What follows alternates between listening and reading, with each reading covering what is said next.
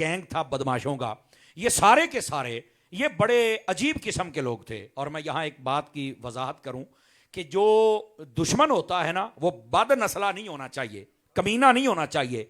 दुश्मन भी को नस्लदार होना चाहिए, जिसको नस्ली दुश्मन कहते हैं, यानी जिसको दुश्मनी के उसूल का भी पता हो ना। समझ आ रही?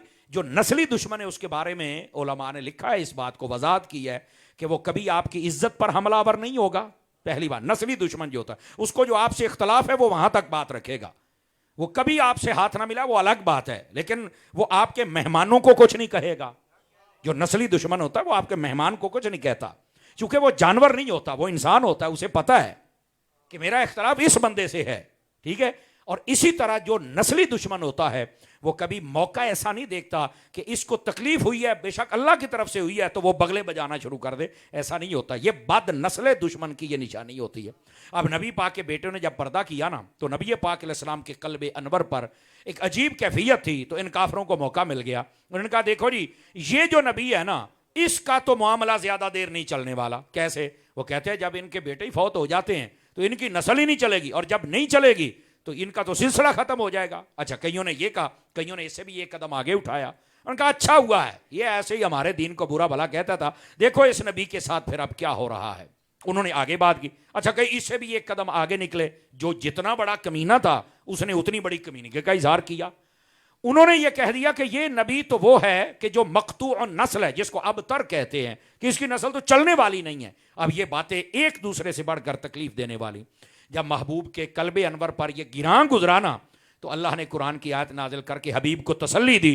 फरमाया हबीब ये तो कहते हैं कि आपके पास ये बेटे की नेमत नहीं है, ये तो ये कहते हैं कि आपकी नस्ल नहीं चलेगी, ये तो ये कहते हैं कि आपका मामला खत्म हो जाएगा, पर ए हबीब इन्ना आतैना कल कौसर, हमने सारे जहां की जो खैर थी वो आपको अता फरमा दी। दीन भी आपका चलेगा, जिक्र भी आपका चलेगा, नस्ल भी आपकी चलेगी, और ये जितने लोग हैं फरमाया ये बेनामो बेनिशान हो जाएंगे। आप बस नमाज पढ़ा करें और रब की बारगाह में कुर्बानी पेश फरमाया करें। अब ये है इस सूरह पाक का बैकग्राउंड और पसे मंजर। लेकिन यहां पर यह बात भी सुन लीजिए कि असल मामला था नबी पाक सल्लल्लाहु अलैहि वसल्लम आपकी औलादे पाक और बिलखुसूस आपके शहजादे नूरजादे जब पर्दा करते तो उस पर जो एतराज किया, उसके जवाब में अल्लाह ने फरमाया हबीब हमने आपको हर चीज अता फरमा दी है, खैर कसीर अता कर दी है।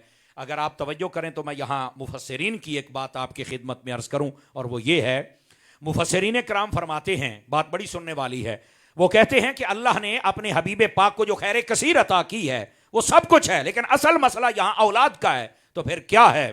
तो उन्होंने इस बात को लिखा है, फरमाया फला तजिदु ज़ुर्रियतम मिनल खल्क मिसल ज़ुर्रियतल मुस्तफ़ा फिल बरकत वल कसरत इला यौमिल क़ियामा। फरमाया लोगों, कायनात में सब लोगों की आल औलाद और नस्ल होगी, पर जितनी कसरत और बरकत और शान अल्लाह अपने हबीब की औलाद को अता फरमाएगा वो किसी और को ना अता फरमाएगा। ये इस आयत की तफसीर में लिखा हुआ है। और याद रख लो, अगर आप थोड़ा गौर करें ना, चूंकि हम थोड़ा सोचने के आदी हैं, थोड़ा सोचना भी चाहिए। इस्लाम भी कहता है अफला यतदब्बरून अल कुरान अफला ताकिलून, कि तुम कुरान में गौर नहीं करते, थोड़ा किया करो। तो ये गौर करना ये हमारी फितरत में भी हमें करना भी चाहिए। अब देखो, नबी पाक सल्लल्लाहु अलैहि वसल्लम आपकी नस्ल पाक के लिए शहजादे तो चले गए, तो ये नस्ल चली कहां से? मेरे नबी पाक ने पहले ही फरमा दिया कि मैं मोहम्मद की नस्ल पाक जो चलेगी, मेरी लाडली नूरजादी व शहजादी सैयदा खातून जन्नत से मेरी नस्ल आगे चलेगी। नबी पाक सल्लल्लाहु, ये आपकी खसूसियात है, ये सैयदा की खसूसियात है, ये नबी पाक अलैहिस्सलाम का कमाल है। अब जो लोग आज तक कहते हैं कि नबी हमारे जैसे, मैंने कहा तुम्हारी नस्ल तुम्हारी बेटी से क्यों नहीं चलती है, तुम्हारा नसब वहां से क्यों नहीं चलता है? ये अगर शान है तो ये मुस्तफ़ा जान रहमत सल्लल्लाहु अलैहि वसल्लम की शान अक़दस है।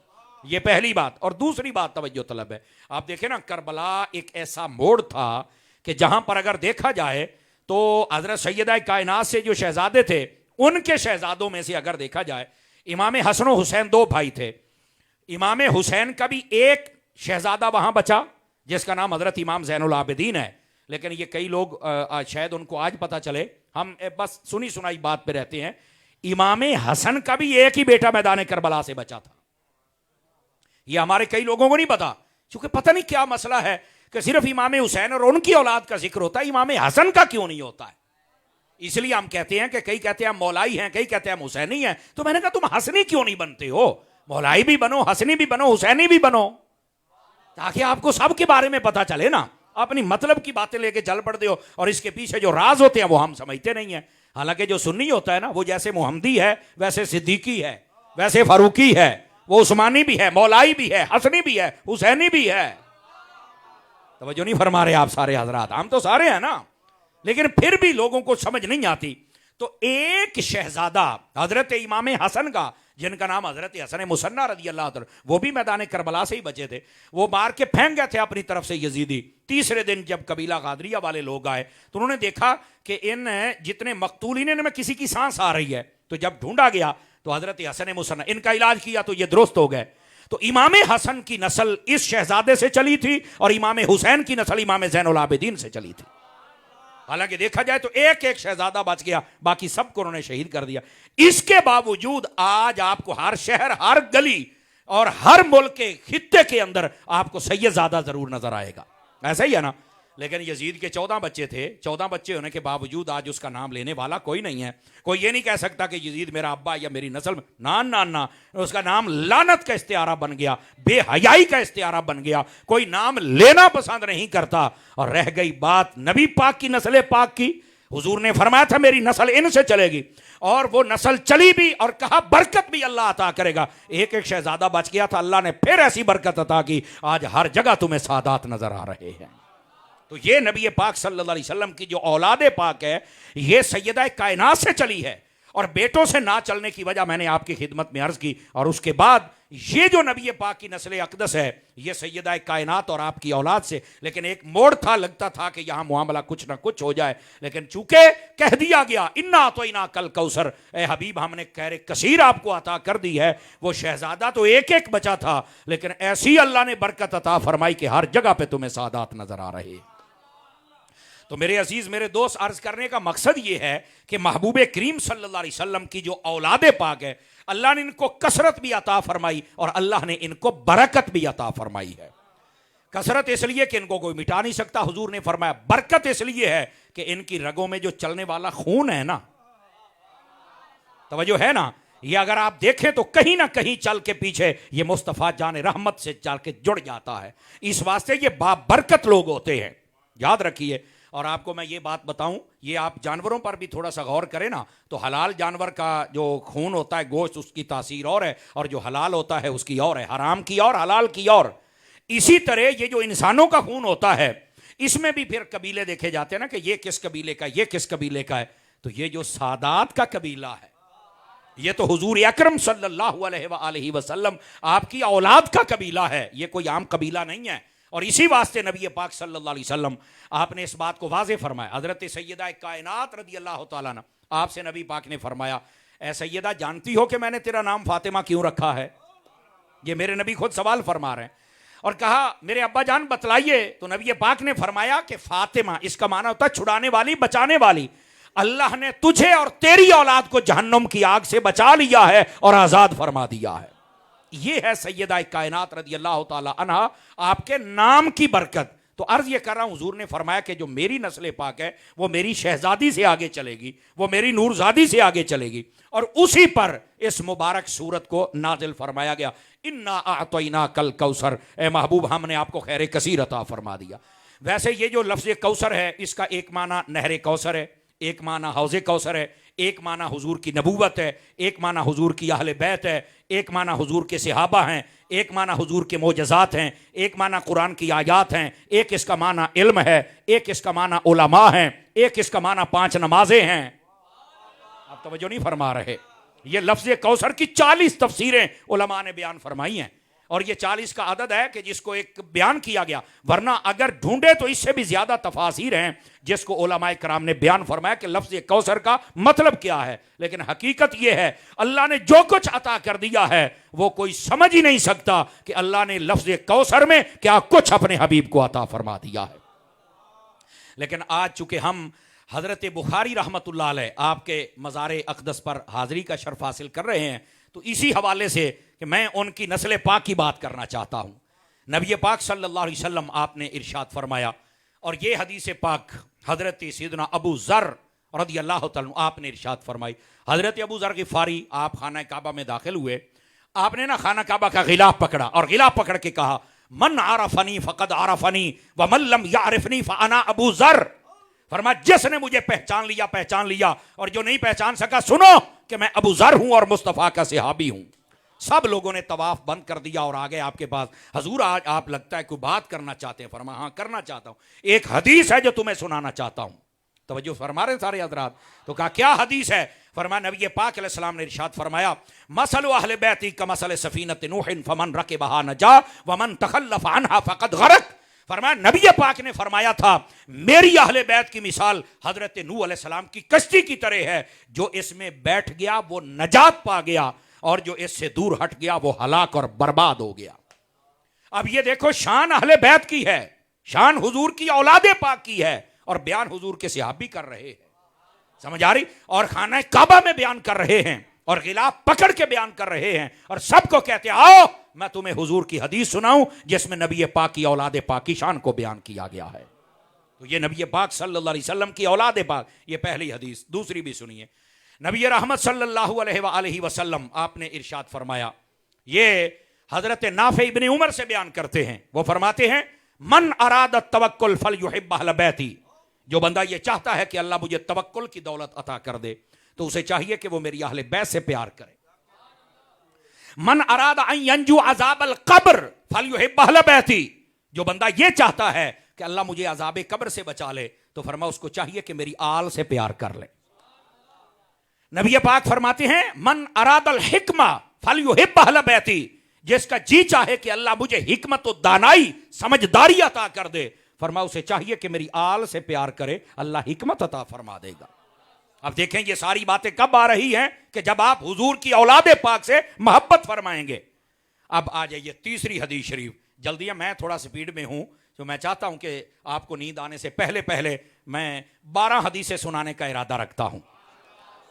उसके बाद आपका ज़ौक बन गया तो हदीसें बढ़ भी सकती हैं, लेकिन तवज्जो कीजिए। तीसरी हदीस शरीफ, नबी पाक सल्लल्लाहु अलैहि वसल्लम आपसे पूछा गया या रसूल अल्लाह सल्लल्लाहु अलैहि वसल्लम आप ये इरशाद फरमाएं अय्यु अहले बैतिका अहब्बु इलैका या रसूल अल्लाह सल्लल्लाहु अलैहि वसल्लम। हुजूर ये फरमाएं कि आपको आपकी अहले बैत आपके घराने के बड़े अफराद हैं, आप ये बताएं कि आपको सबसे प्यारा कौन है। होता है ना भी सबसे प्यार किन पे आता है? फरमाया अल हसन वल हुसैन। मुझे जो सबसे प्यारे हैं एक हसन है दूसरे हुसैन हैं। ये मेरे नबी करीम अलैहिस्सलाम ने इरशाद फरमाया। आज भी जब नाम आता है तो लोगों के दिल और जुबान और दिमाग मचल जाता है। किस वास्ते? कि इनसे मोहब्बत मेरे मुस्तफ़ा ने फरमाई हुई है। ये तीसरी हदीस। चौथी भी समात कीजिए। आले रसूल का मामला आम ना समझना। नबी पाक सल्लल्लाहु अलैहि वसल्लम आपने इरशाद फरमाया, आप फरमाते हैं अगर कोई बंदा खाने काबे के अंदर खड़ा हो जाए, तवज्जो है जी सारे हज़रात की, खाने काबे के अंदर खड़ा हो जाए और वहां पर खड़ा होकर वो नमाज पढ़ना शुरू कर दे, नबी पाक फरमाते साइदा बैन रुकने वल मकाम फसल्ला फसामा सुम्मा लक़ियल्लाह व हुवा मुबग़िदुन लि आले मोहम्मद क़द दख़लन नार। फरमा अगर कोई बंदा खाने काबे के अंदर हो, एक तरफ हजरे अस्वद दूसरे तरफ मकाम इब्राहिम, बीच में वो बंदा यानी जहां दरवाजा आता ना वहां खड़े हूं तो ये डायरेक्शन बनती है, वहां खड़े होकर वो बंदा नमाज पढ़ रहा हो, रोजा रखा हुआ हो, फरमाया वहीं उसी हालत में कि काबा आगे है, हजरे अस्वद मकाम इब्राहिम दाएं बाएं, रोजा नमाज बिल्कुल नियत में है, पढ़ रहा है और वहां फौत हो गया, तो मेरे नबी ने फरमाया कि ये देखना कि वो मेरी आल से प्यार करता है या नहीं करता है। अब हमारे यहां कोई मस्जिद में फौत हो जाए तो भाई ये तो जनती रूह है भाई, ये तो माशाल्लाह मस्जिद में अच्छी बात है, वो मालिक है, वो जिसको चाहे जन्नत दे। लेकिन उन जन्नत के मालिकों ने यह भी बताया है कि अगर कोई काबे में भी मर जाए ना तो पहले लोगों से गवाही तलब करना कि यह मेरी आल से प्यार करता था या नहीं करता था। अगर आले रसूल से प्यार नहीं करता तो नबी पाक फरमाते ये बंदा यहां से सीधा जहन्नम में जाएगा, ना काबा बचाएगा, ना हजरे अस्वद, ना मकाम इब्राहिम, ना ही नमाज, ना सजदा, ना वुजू, कोई नहीं बचाएगा, जहन्नम में जाएगा। अब ये हदीस शरीफ मुस्तदरक के अंदर अल्लामा हाकिम नेशापुरी रहमतुल्लाह तआला अलैह आपने लिखी। आपको पता है मुहद्दिसीन के दर्जे होते हैं, हाकिम एक ही गुजरा है हुजूर की उम्मत में, एक बंदा हाकिम गुजरा है, और हाकिम उसको कहते हैं जिसको हुजूर की सारी हदीसें आती हैं। एक बंदा गुजरा है जिसने ये हदीस लिखी है। ये मैंने को गप नहीं सुनाई। इस वास्ते आले रसूल सल्लल्लाहु अलैहि वसल्लम इनका प्यार अपने दिल में रखना बड़ा जरूरी है। नहीं होगा ना तो काबे में भी मर जाओ तो फिर भी जहन्नम में मुकद्दर होगी। और अगला जुमला मेरे उस्ताद कहा करते थे, अगर आल से प्यार है ना, आप किसी देहात और गोठ में भी फौत हो जाओ तो जन्नत तुम्हारे मुकद्दर में आ ही जाएगी। आल से मोहब्बत, ये चौथी हदीस थी। जागे तो पांचवीं भी सुनाऊं आप हज़रात को, और ये पैंतन पाक के बारे में ही है। नबी पाक सल्लल्लाहु अलैहि वसल्लम आप क्या फरमाते हैं?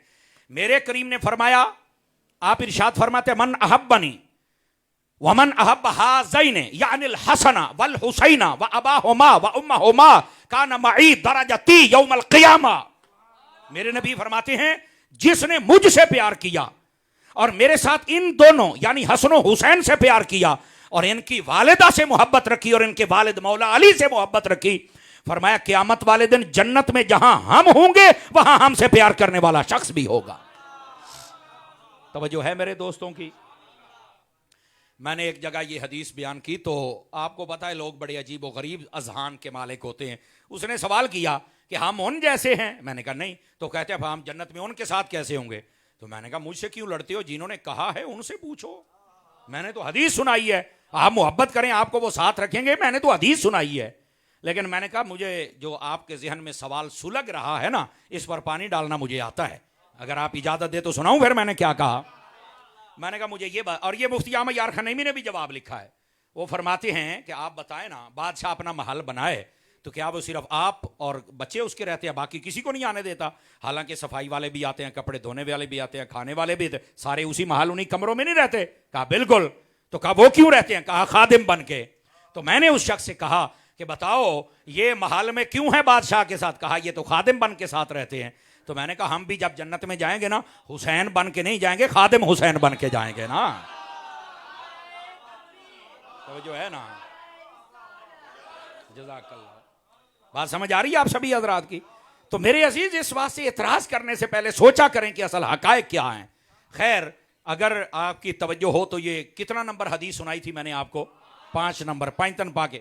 माशाल्लाह, हजरत साहबजादा पीर मोहम्मद हसन इलाही चिश्ती कादरी साहिब दामा इकबाल हुआ, आप जलवागर हुए। अल्लाह करीम आपकी जिंदगानी में बरकत अता फरमाए। तवज्जो हो तो ख्वाजा की छठी की 6वीं हदीस सुनाऊं आपकी खिदमत में? थोड़ा ज़ौक बनाए ना यार, आप तो बिल्कुल कहीं चुप शाह बन के बैठे हुए हैं। तो हम जहां बैठे हैं वो शाह हैं कि जो नेज़ों पे चढ़ के भी बोलते रह जाते हैं। नबी पाक सल्लल्लाहु अलैहि वसल्लम आपने क्या इरशाद फरमाया अपनी अहले बैत के बारे में? रहमत आलम सल्लल्लाहु अलैहि वसल्लम आप इरशाद फरमाते हैं, और ये सैयदी आला हज़रत साहब रहमतुल्लाह अलैह आपने फतावा रज़विया शरीफ के अंदर भी इस हदीस को लिखा है। तवज्जो तवज्जो मेरी तरफ, दाएं बाएं देखना बंद, मेरी तरफ देखिए। आला हज़रत साहब रहमतुल्लाह अलैह आपने फतावा रज़विया शरीफ के अंदर भी इस हदीस को लिखा है आले रसूल की शान के अंदर। और वो क्या है? आप फरमाते इन्ना लिल्लाहि सलासु हुरुमात, फरमाया अल्लाह के नजदीक 3 हुर्मत वाली, इज्जत वाली और मकाम और मर्तबे वाली चीजें हैं। मन हाफिज़हुन्ना हाफिज़हुल्लाहु दीनहु व दुनियाहु, फरमाया जो उनकी हिफाजत कर गया अल्लाह उसकी दुनिया की भी हिफाजत फरमाएगा और अल्लाह रब्बुल इज्जत उसकी आखिरत की भी हिफाजत फरमाएगा। दीन दुनिया सबकी हिफाजत हो जाएगी। तो पूछा गया वो कौन सी 3 हुर्मत और इज्जत वाली चीजें हैं?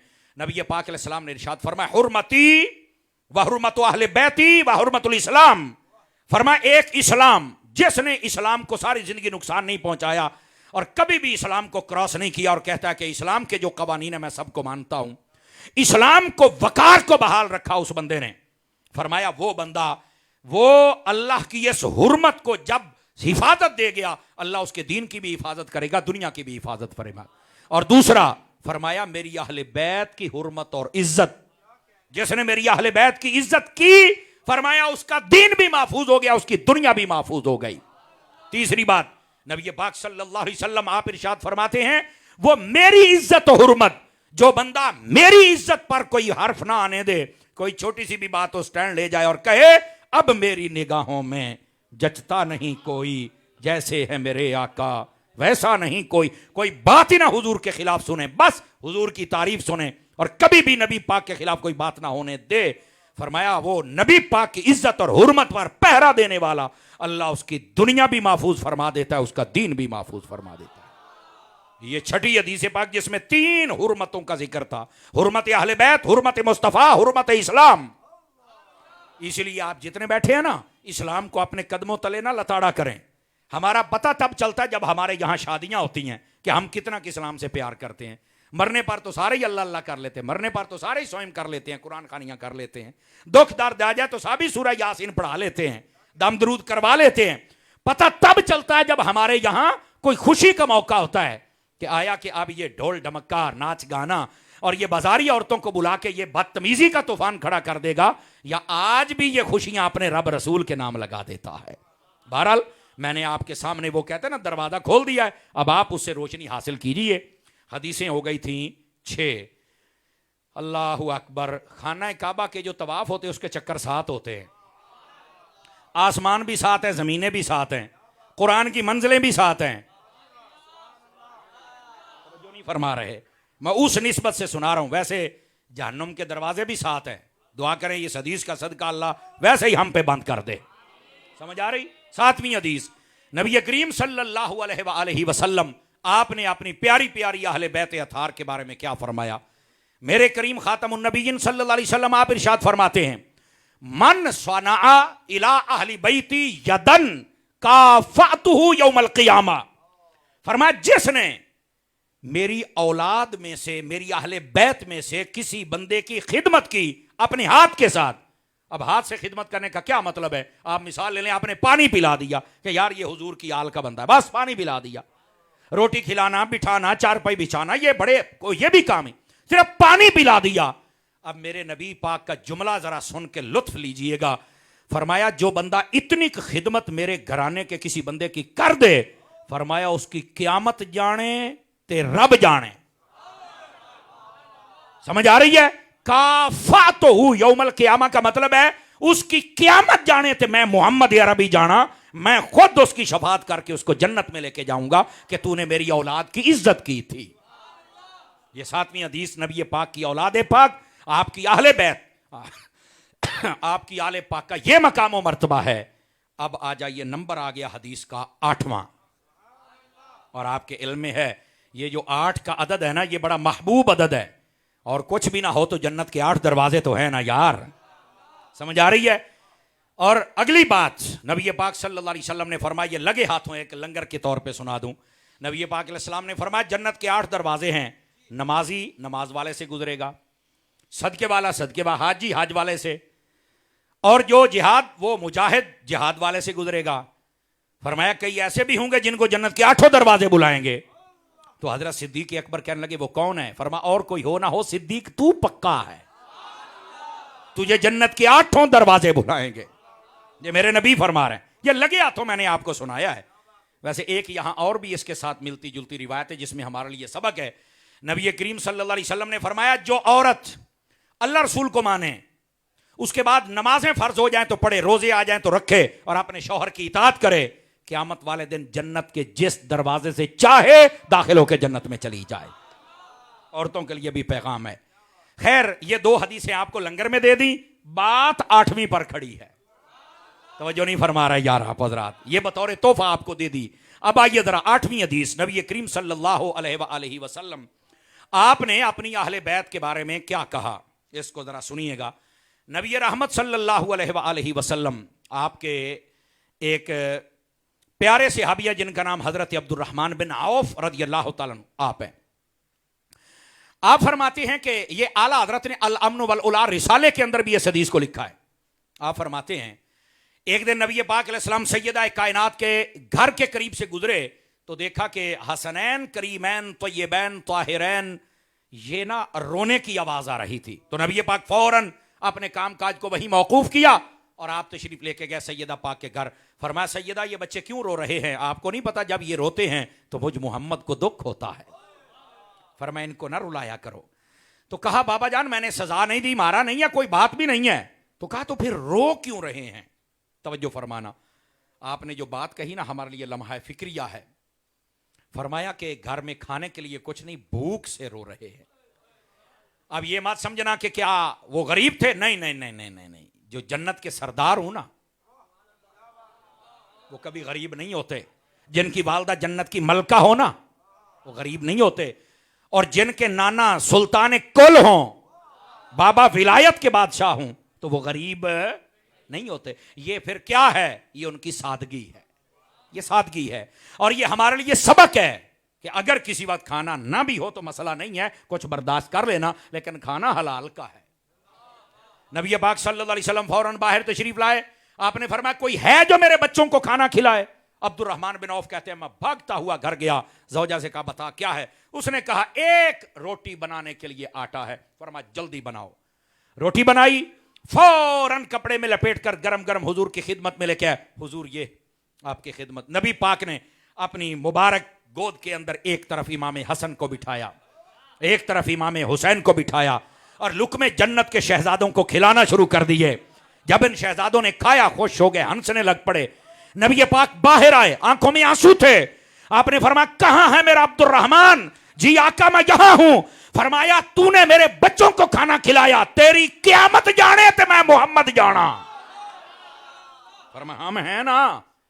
यह है नबी पाक सल्लल्लाहु अलैहि वसल्लम की औलादे पाक, इनकी खिदमत करना और इनकी कुछ जरूरत को पूरा कर देना, उसका अंजाम जो मेरे हबीब पाक सल्लल्लाहु अलैहि वसल्लम ने खुद इरशाद फरमाया है। कितनी हदीसें हो गई?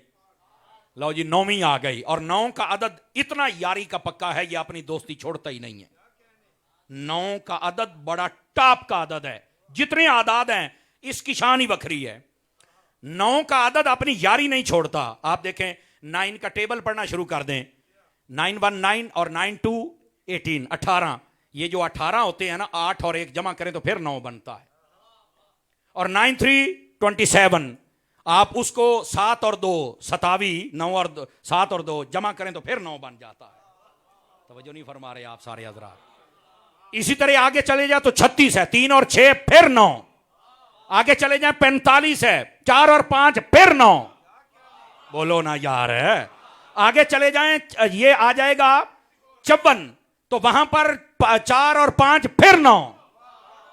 आगे आ जाएगा 63, 6 और 3 फिर 9। बोलो तो सही ना यार, ऐसे ही है ना। तो मैं आपको कहता हूं आप जहां तक जाएं ये 9 अपनी यारी नहीं छोड़ता है। तो अब ये हदीस भी ऐसी सुनाऊं कि आपकी यारी भी अहले बैत से पक्की हो जाए ना। तो जो है कि कोई नहीं आप सारे हजरात की। नबी पाक सल्लल्लाहु अलैहि वसल्लम, ये मिशकात व दीगर बहुत सारी सिहा की किताबों में मौजूद है हदीस। नबी पाक सल्लल्लाहु अलैहि वसल्लम, आपके एक सहाबी है जिनका नाम है हजरत हुज़ैफा बिन यमान रज़ियल्लाहु ताला अन्हु, राज़दार रसूल, साहिब सिर इनको कहा जाता है, हजरत हुज़ैफा बिन यमान। और ये बड़े कमाल की शख्सियत है। हजरत हुज़ैफा बिन यमान के पास हुजूर के राज थे, और पता किस दर्जे के? ये मतलब तकवे की बात होती है। हजरत फारूक आज़म रज़ियल्लाहु ताला अन्हु, जब नबी पाक पर्दा फरमा गए, जब भी कोई बंदा फौत होता तो आप सीधा हजरत हुज़ैफा बिन यमान के पास जाते और जाके कहते बता इस शख्स के बारे में हुजूर ने क्या कहा था। तो आप जब उसकी तारीफ कर देते तो हजरत फारूक आज़म जनाजा पढ़ के आते कि ये वो बंदा है जिसके पास मुस्तफ़ा के राज मौजूद है। ऐसा टॉप क्लास की शख्सियत। ये फरमाते मेरी उम्र छोटी थी, ये इब्तदा की बात। कहते हैं कि मैं गया नबी पाक अलैहिस्सलाम, मैंने ना अपनी अम्मा से कहा अम्मा जी आज मेरा जी चाहता है कि मैं नबी पाक अलैहिस्सलाम को मिल के आऊं। तो मेरी मां ने कहा इजाजत तब दूंगी जब हुजूर से मेरी मगफिरत की दुआ करवा के आओ। थक तो नहीं गए आप हजरा? मैंने यहां से एक नुक्ता बयान करना है ना, और वो ये है, पता चला बुजुर्गों के पास जाना भी सुन्नत है, बुजुर्गों से दुआ करवाना भी सुन्नत है। तो ये जो बुजुर्गों के दुश्मन हैं, तो मैं उनसे पूछता हूं तुम जमूरे बच्चे कहां से आए हो? तुम्हारा तो वजूद ही कहीं का नहीं है। हजरत हुज़ैफा बिन यमान की वालदा ने कहा, हजरत हुज़ैफा ने कहा जी ठीक है मैं दुआ करवाऊंगा। वो कहते मुझे इजाजत मिले, भागता हुआ हुजूर की खिदमत में आ गया। देखा तो नबी पाक सल्लल्लाहु अलैहि वसल्लम आपके पास ना बड़े सहाबाए कराम जलवागर थे। मैं अदब के साथ पीछे बैठ गया। मगरिब का वक्त हो गया, मुझे बात करने का मौका ही नहीं मिला। मैंने कहा चलो मगरिब के बाद बात करते हैं। मगरिब के बाद फिर सहाबाए कराम बैठ गए, मैं फिर पीछे बैठ गया। ईशा का वक्त हो गया। अब मैं जा भी नहीं रहा कि मां से वादा किया है, और आगे भी नहीं आ रहा कि बड़े बैठे हैं। तवज्जो है ना? जज़ाकल्लाह मेरे अजीज बेटे, अल्लाह आपको बरकत अता फरमाए। आप जरा गौर से सुनिएगा। वो फरमाते कि जब ईशा का वक्त हुआ ना तो मैंने पीछे नमाज तो पढ़ी, फर्ज पढ़ाते ही नबी पाक खिलाफ मामूल जल्दी मस्जिद से निकले। सबसे आप मसरूफ हैं, आप बाहर निकले। तो वो कहते हैं कि मैं चूंकि घर भी जाना था, उम्र भी छोटी थी और ज़हन में सारी, तो मैं भी हुजूर के पीछे चल पड़ा ना। अब अगली बात सुन के आपको लुत्फ आना चाहिए। ये 9वीं हदीस है और यारी की बड़ी पक्की है। अब देखना कि आप मेरे साथ कितनी यारी लगा के बैठे हैं। गिरामी कदर हजरात, आप जब चल पड़े ना तो हजरत हुजैफा कहते मैं भी पीछे चल पड़ा। गलियों में उस वक्त लाइटिंग तो थी नहीं, नबी पाक ने पीछे मुड़ के नहीं देखा। ईशा के बाद कितना अंधेरा होता है आप जानते हैं। नबी पाक ने आगे चलते चलते कहा ये पीछे जो आ रहा है कौन है? हुजैफा तो नहीं? अगर हुजैफा है तो जा अल्लाह तेरी बख्शिश भी फरमाए, तेरी मां की बख्शिश भी फरमा दे।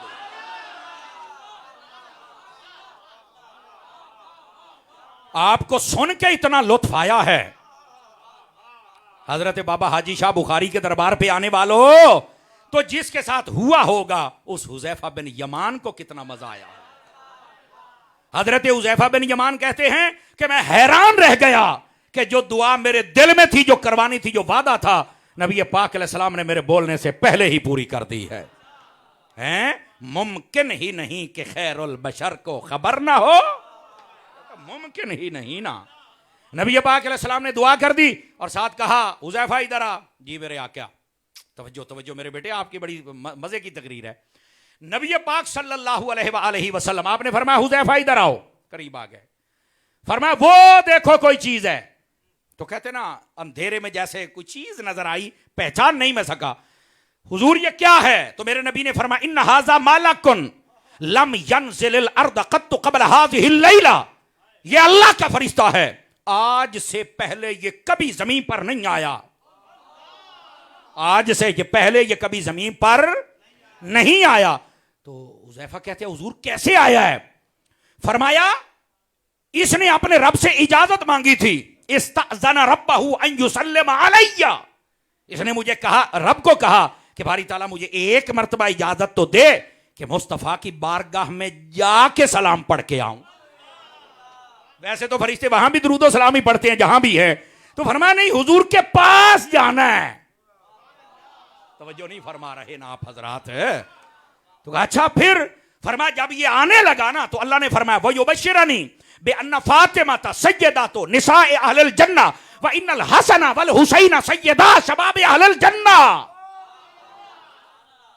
फरमाया कि मेरे हबीब को ये खुशखबरी भी सुनाना, पैगाम भी मेरा देना, क्या कि तुम्हारी बेटी सैयदा कायनात ये जन्नती औरतों की सरदार है और उसके बेटों को हमने जन्नती जवानों का सरदार बना दिया है। अब ये हदीस पाक है, लेकिन मैं चाहता हूं कि इस पर दो तीन बातें जल्दी से आपके खिदमत में अर्ज कर दूं ताकि अकीदा भी समझ आ जाए। अब ये फरिश्ता आ रहा है नबी पाक की बारगाह में सलाम करने के लिए। नबी पाक फरमाते आज से पहले ये कभी नहीं आया। जो नबी आसमान वाली मखलूक को जानते हैं कौन आया कौन नहीं आया, वो अपने गुलामों को नहीं जानते कि कौन आया और कौन नहीं आया। समझ आ रही है मेरी बात की कि कोई नहीं आ रही? मेरे महबूब को पता है, मेरी जान पता है, टेंशन ना ले। दूसरी बात, फरिश्ते ने कहा कि मैंने सलाम करना है तो मुझे इजाजत दी जाए। अब यहां से किसी की नब्ज फड़क सकती है, यह भी मैंने एक जगह बयान किया तो नब्ज फड़की, फिर मैंने उसका इलाज किया था तो अब आपको बता देता। वो कहते हैं देखो जी फिर तुम जुमे वाले दिन यहां क्यों सलाम पढ़ते हो, तुम यहां पर नातों से पहले क्यों पढ़ते हो, तो तुम भी मदीने चल के पढ़ो। यही तो हम कहते हैं यहां पर अस्सलातु वस्सलामु अलैका या रसूलल्लाह नहीं कहना, आप वहीं चल के कहें। तो मैंने कहा क्या मतलब? कह रहा देखो फरिश्ता भी इतनी दूर से सलाम कहने आया था। तो मैंने कहा फरिश्ता जब वहां था तो क्या करता था?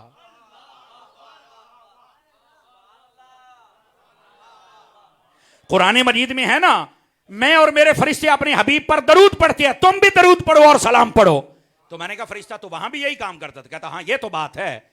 तो कह रहा फिर वो यहां सलाम करने क्यों आया? मैंने कहा ये मैं तुम्हें राज में बताता हूं, इसका ये मतलब नहीं है कि दूर से सलाम नहीं होता तो फरिश्ता करीब से सलाम करने आता, ना ना, इसका ये मतलब नहीं है। इसका ये मतलब है कि जो जहां भी रहे अगर वहां दरूद और सलाम पढ़ता रहे तो एक मौका आ जाता है, हुजूर अपने कदमों में बुला लेते हैं। इसका ये मतलब है। तवज्जो नहीं ना फरमाई हाजी साहब को सवाद आया कि कोई नहीं आया? मुस्कुराओ तो सही ना यार। वो फरिश्ता तो वहां भी जहां था दरूद और सलाम ही पढ़ता था ना, तो इसका मतलब है दरूद और सलाम वालों की हाजिरी रियल में भी हो जाती है ना। तो इस वास्ते फरमाइए जहां भी है इसको शर्फ दो कि इतना यहां पढ़ता है, आज फिजिकली दरूद और सलाम भी पढ़ लें। और इधर सुनो सुनो, आखिरी बात है, इसमें बड़ा एक लतीफ बात है, ठीक है? और वो ये है, जब उस फरिश्ते ने कहा कि मैंने हुजूर की बारगाह में सलाम करने जाना है, तो अल्लाह ने कहा सिर्फ सलाम नहीं, हमारा पैगाम भी ले जाओ। पता चला जो हुजूर की बारगाह में यहां से जाए ना, आप सलाम भी भेज सकते हैं, अपना पैगाम भी भेज सकते हैं। ये लाल रुमाल वाला तो ऐसे ही भौंकता रहता है, और यहां का जेल में कमीना ये तो बकवास करता रहता है, नहीं वहां नहीं होता तो कोई पैगाम नहीं तो पर्ची क्या है। अबे चल, अल्लाह ने जब भेजा है तो फरमाया सलाम भी दे, मेरे यार को पैगाम भी दे। हबीब की बारगाह में पैगाम भेजना तो रब की सुन्नत है ना, तवज्जो है ना। इसलिए हमारा जब कोई जाता है हम सलाम भी भेजते हैं और हुजूर की बारगाह में पैगाम भी भेजते हैं। तो इस हदीस ने तो मसले हल कर दिए।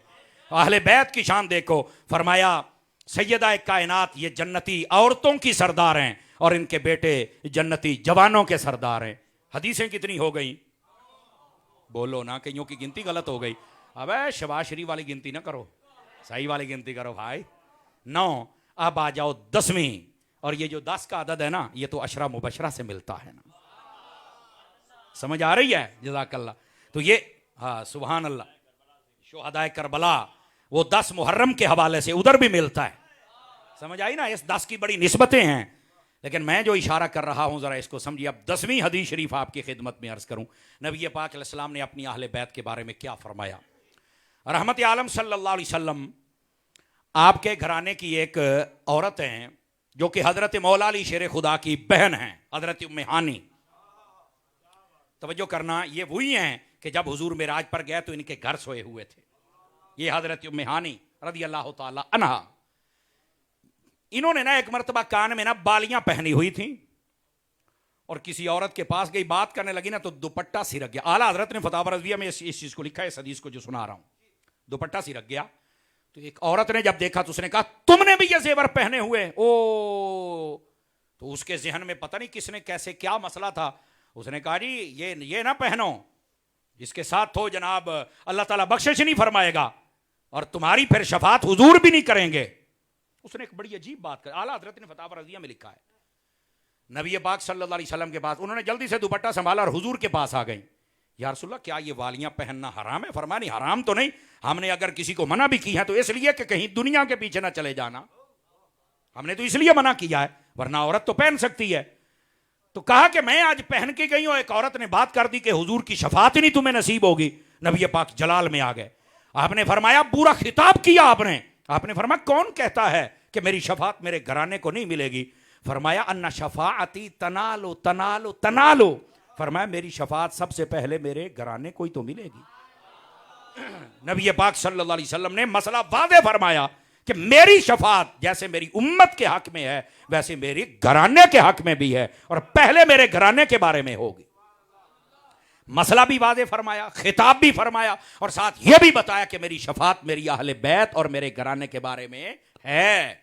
आका करीम सल्लल्लाहु अलैहि वसल्लम आपने यूं मसला हल फरमाया, और यह हदीस शरीफ फतावा रज़विया शरीफ में मौजूद है। फतावा रज़विया में आला हजरत ने एक बड़ी प्यारी बात लिखी है, और यह बात है 11वीं, आपको सुना रहा हूं 11वीं, लेकिन इसकी हदीस अभी नहीं सुना रहा, अभी बात सुना रहा हूं।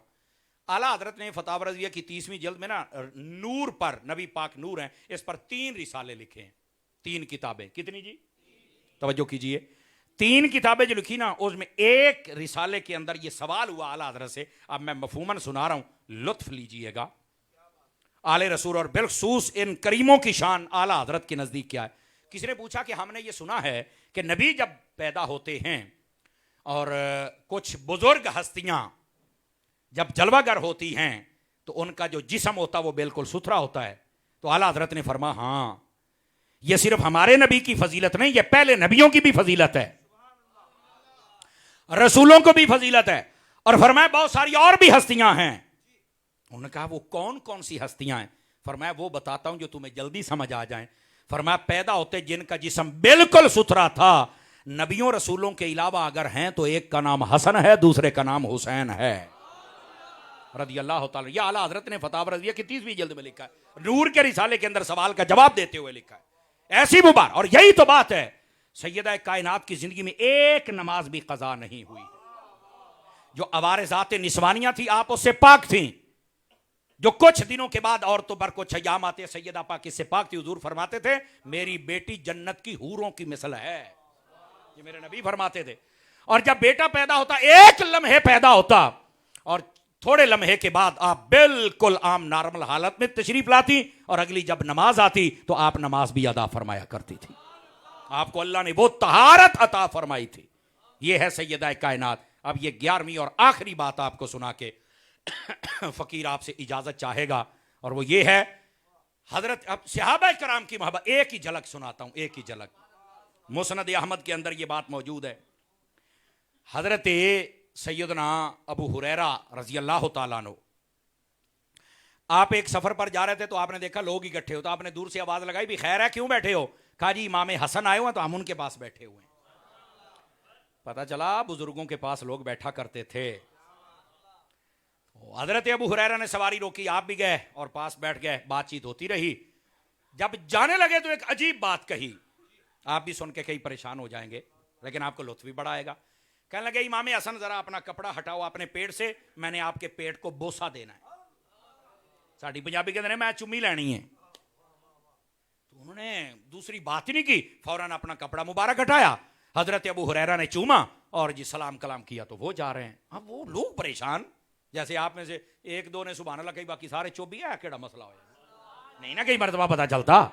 तो उन सब ने कहा कि हजूर ये क्या मसला है कि ये आए थोड़ी देर बैठे और इन्होंने कहा जी मैंने पेट को यहीं से ही चूमना है, और आपने भी मना नहीं किया, कपड़ा हटा दिया और उन्होंने बोसा लिया और चले गए। तो जो आपने फरमाया बात यह है, मैं जब छोटा होता था तो मेरे नाना जान मेरे पेट से यहां से चूमा करते थे और ये सहाबा देखते थे अब जो जो आता है यहां से बोसा लेता है कि ये वो जगह है जहां से मुस्तफा चूमा करते थे।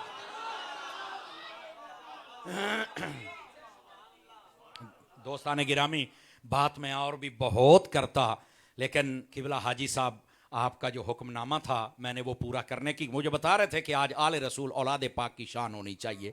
मैंने 11 हदीसें आपकी खिदमत में अर्ज़ की और कुरान की एक आयत है। तो ये बात अल्लाह ने चाहा तो फिर आपको सबक सुनाएंगे। मेरी दुआ है हज़रत सैयदी व सैयदना हाजी अली शाह बुखारी रहमतुल्लाह अलैह, हाजी शाह बुखारी, ये नाम भी मुझे याद करना पड़ेगा, तो आपके दराजात अल्लाह बुलंद फरमाए।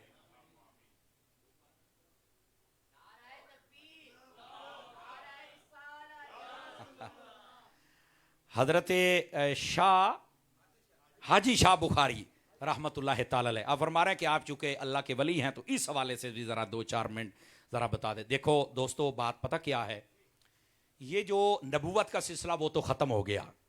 अब नबूवत के बाद 2 चीज़ें हैं, एक है इल्म और एक है विलायत। लेकिन अल्लाह ताला देता उसको है, जिसको इल्म देता है उसको विलायत भी अता फरमाता है, और जिसको विलायत दे उसको इल्म भी अता करता है। ये दोनों चीजें लाजिम और मलजूम है। ये नहीं हो सकता कि कोई वली हो और आलिम ना हो, और कोई आलिम हो रब्बानी जिसको कहते हैं और वो वली ना हो। अल्लाह दोनों चीजें देता है, लेकिन ये याद रखना हर वली आलिम है और हर आलिम वली हो ये जरूरी नहीं है, क्योंकि कई आलिम हैं जिनके पास इल्म है लेकिन उनके पास विलायत नहीं है। इसलिए नहीं है कि उनको कोई पीर कामिल मिला नहीं, कोई आसान लफ्जों में कोई कारीगर नहीं मिला ना जिसने उनकी तार को जोड़ा हो। तो इसी वास्ते ये तरीकत के सिलसिले के अंदर इल्म और तरीकत ये इकट्ठे हों तो फिर लुत्फ आता है। दूसरी बात, ये जो अल्लाह वाले लोग होते हैं ना, ये क्यों बनते हैं, ये भी एक सवाल है। हमारा जो दीन है ना, कुरान है, इसके अंदर इतनी ताकत है, इतनी पावर है कि जो बंदा इससे प्यार कर ले वो अपना रंग उसके ऊपर चढ़ा देता है। ये वो जो रंग होता है, उस रंग को इल्म और उसी को पीरी मुरीदी और तरीकत और ये विलायत कहा जाता है। और अगर कोई कहे कि नहीं कोई नहीं बाबे हम नहीं मानते, तो मैंने कहा तू क्या ये कहना चाहता है कि कुरान माज़अल्लाह खोखला हो गया है? तू माज़अल्लाह ये कहना चाहता है कि कुरान में ताकत नहीं रही है? तू माज़अल्लाह ये कह रहा है कि हमारे नबी के दीन में कोई असर नहीं है? आप देखें मेरे भाई, अगर कोई बंदा पबजी गेम खेलता था ना, ये कोरोना के अंदर मुझसे कई बंदों ने मसले पूछे, वेले थे घर में बैठे पबजी गेम खेलते खेलते कई लड़के पागल हो गए। कई लड़के ऐसे थे जो ऐसे ऐसे सारी लाते थे, ऐसे ऐसे ही करते रहते थे। क्यों नहीं? कहता ये पबजी गेम इतनी खेली है कि इसके ऊपर असर हो गया है। तो मैंने कहा अगर जो पबजी गेम खेले इतना अटैच हो जाए उस पर असर हो सकता है, तो जो सवेर शाम कुरान पढ़े वो कुरान का असर हासिल करके गौसे आजम या पीर अली शाह बुखारी क्यों नहीं बन सकता है? बन सकता है ना जी। तो इस वास्ते इन्होंने कुरान मजीद से मोहब्बत की है, इन्होंने दीन मुस्तफ़ा से मोहब्बत की, इसलिए ये मकाम विलायत तक पहुंचे हैं। लेकिन हमारे लोग बड़ी आसानी से इनकार कर देते। मैंने कहा मुझे ये बतलाओ, तवज्जो करें ना जरा, ये जो लोग होते हैं ना, ये नबी पाक ने इनके बारे में पहले ही बता दिया था कि मेरी उम्मत में ऐसे लोग होंगे कि अगर वो कसम उठा लें तो अल्लाह उनकी कसम पूरी करेगा, टूटने नहीं देगा। क्यों? फरमाया वो अल्लाह की बारगाह के मकबूल बंदे होते हैं।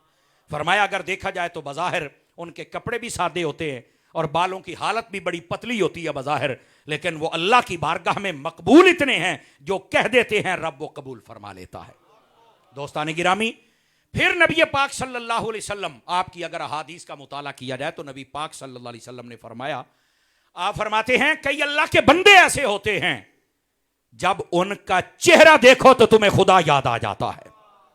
उनके चेहरों पर क्या होता है? सजदों का नूर, तिलावत का नूर, वो जो सहाबा और अहले बैत का सच्चा और सुच्चा प्यार होता है, उसका नूर देखने से ही बंदा कहता है कि यार ये बंदा वो है जिस पर किसी की निगाह पड़ी हुई है। निगाहों के बगैर काम नहीं होता। और ये निगाह को आम ना समझा करें। आपका बच्चा बीमार हो जाए तो आप भागते हैं, दुआ कर दे, नजर बद लग गई है। भाई, अगर किसी की नजर बद काम खराब कर सकती है तो गौसे आजम की अच्छी नजर खराब काम ठीक भी तो कर ही सकती है ना। यही तो हम कह रहे हैं। अब कैसे लोग हैं कि गंदी नजर को मानते हैं और अच्छी नजर को नहीं मानते। वाह, तवज्जो नहीं फरमा रहे मेरी बात पर। तो ये अच्छी नजर भी है, और अच्छी नजर जिनकी होती है वो ऐसे अच्छे होते हैं। ये हैं वो लोग जिन्होंने मोहब्बत फरमाई दीन मुस्तफ़ा के साथ। अल्लाह करीम बस हमें इन वलियों के साथ कामिल मोहब्बत की तौफीक अता फरमाए। आमीन। व आखिरु दावाना अनिल हम्दुलिल्लाहि रब्बिल आलमीन।